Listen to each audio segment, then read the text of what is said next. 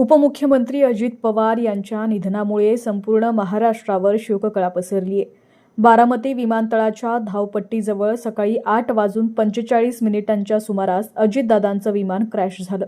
या अपघातात अजितदादांसह 5 जणांचा मृत्यू झाला. सकाळपासून विमान अपघाताचा एक सीसीटीव्ही व्हिडिओ व्हायरल झालाय. आता आणखी एक सीसीटीव्ही व्हिडिओ समोर आलाय.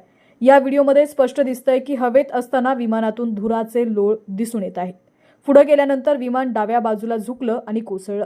अवघ्या काही मिनिटाचा हा व्हिडिओ आहे, पण यामध्ये विमान हवेतच असताना आग लागली होती हे आता समोर आलंय.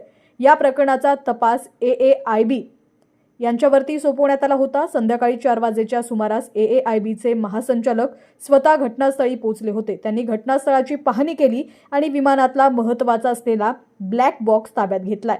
ब्लॅक बॉक्समुळे अपघाताच्या वेळी विमानात काय घडलं होतं हे समोर येणार आहे.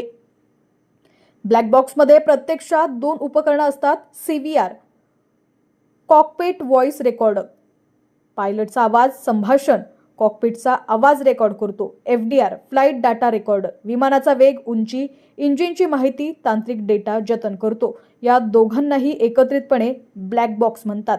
ते विमानाच्या मागील भागात स्थापित केले जाते कारण अपघातात कमीत कमी नुकसान होतं.